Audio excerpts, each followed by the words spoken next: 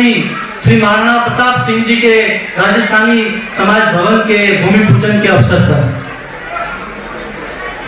हम जिस धरती पे है, हिंदू हजरत समाज शिवाजी महाराज की धरती को भी हम नमन करते हैं। जितना हम राजस्थान की धरती को नमन करते हैं, उतना ही हम महाराष्ट्र की धरती को नमन करते हैं।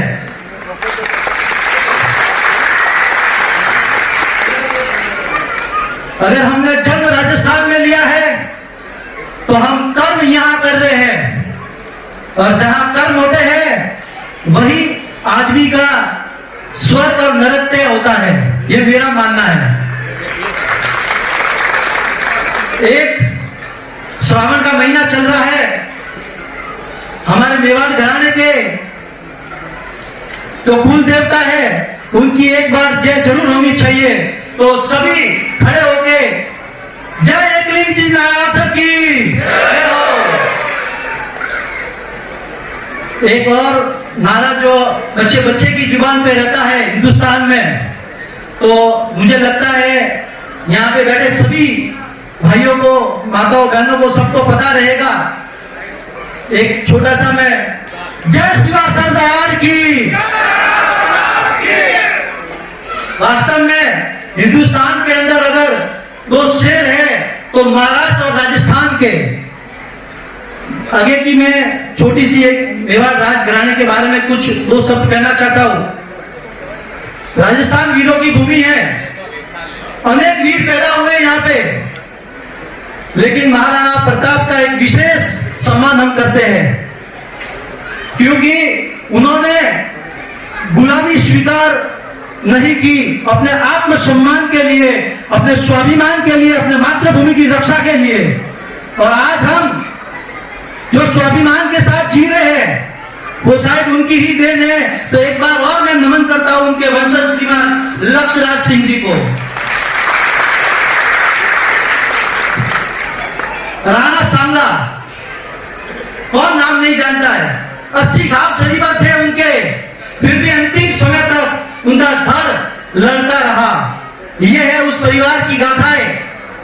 1000 साल तक, लगभग शायद मेरे नॉलेज में है, 1000 साल तक इस परिवार ने मुगलों से युद्ध लड़ा। युद्ध का मतलब यह नहीं है कि मारना काटना, युद्ध का मतलब है अपने स्वाभिमान की रक्षा करना, अपने मातृभूमि की रक्षा करना।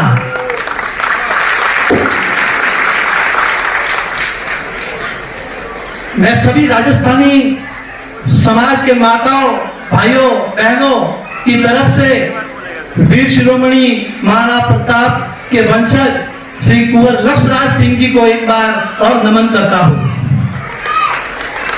मुख्य अतिथि श्री पुष्पेंद्र सिंह जी राणावत का भी हम मुंबई वासी, मियां भाईंदर वासी तहे दिल से हार्दिक स्वागत करते हैं। राजस्थान की राजनीति में आपका बहुत बड़ा योगदान है। लगातार 5 बार जीतना कोई खाने का काम नहीं। एक बार तालियां इनके लिए, साथ के लिए। इनके बारे में जितना कहे उतना कम है। जितना अमीर लोग उनसे प्यार नहीं करते, उनसे ज्यादा तो आदिवासी लोग इनसे प्यार करते। शायद मैं झूठ बोल रहा हूं तो कोई बता दे। बहुत बहुत स्वागत आपका पुष्पेंद्र सिंह जी। हमारे विशेष अतिथि यहाँ के लोक लाडले आमदार श्री प्रताप जी सरनाइक साहब। सरनाइक साहब, मैं एक बात कहना चाहता हूं कि मराठी किसको समझ में आती है, एक बार आप पूछा करना। 99% शायद आप पूछे हुए सर। तो हमारा शरीर तो है महाराष्ट्रियन और राजस्थानी, लेकिन मन तो हमारा आपके साथ है। क्या बात है। हम मन से आपके साथ है और हमेशा रहेंगे, ये संपूर्ण राजस्थानी वासी हम वादा करते हैं। खाली मैं ये नहीं बोल रहा हूं कि मैं शिवसेना का जिला अध्यक्ष राजस्थानी सेल का, इसके लिए नाम नहीं ले रहा हूं साहब का।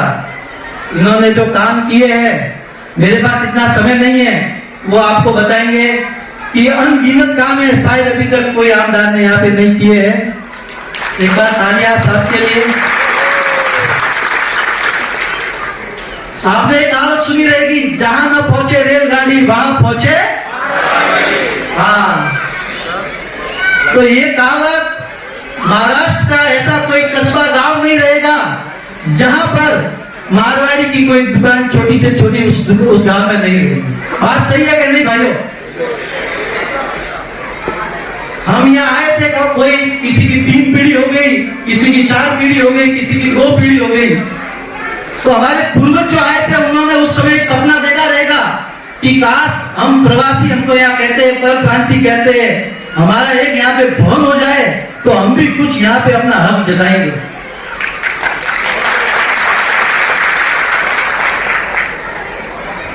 हमारी कई पीढ़ियां उस भवन के इंतजार में बैठी रही। यहाँ मुंबई मीरा भाईंदर की बात नहीं है, मैं चाहता हूं पूरे महाराष्ट्र के इतिहास में सर्वप्रथम पहली बार अगर राजस्थानी भवन बन रहा है तो वह है मीरा भाईंदर की धरती में। तालियां हो।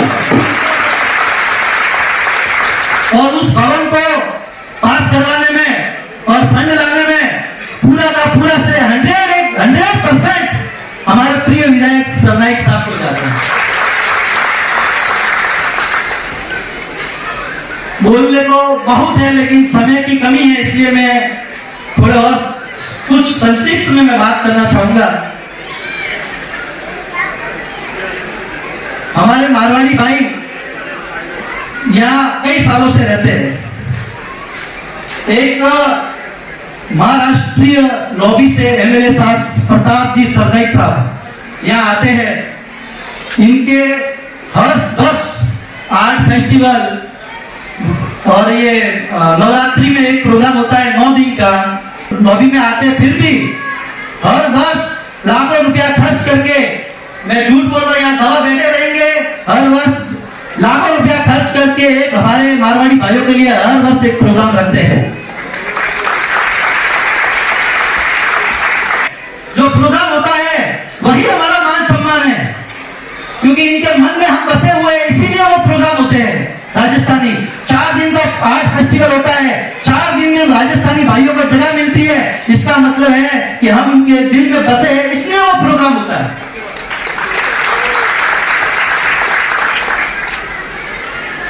हमें हमारे पूर्वजों ने हमें आजादी दिलाने के लिए, स्वाभिमान के लिए सर कटाए, लेकिन आज सर कटाने की जरूरत नहीं है, आज सर गिनाने की जरूरत है। हमारे आन बान शान के लिए, राजस्थानी समाज के भाइयों के लिए, या हमारे किसी जो व्यक्ति हमारा भला चाहता है, अगर उस व्यक्ति के लिए हमें आधी रात को खड़ा होना है तो इसी तरह हमें आगे भी एक होके कहीं पर भी इकट्ठा होना पड़ेगा।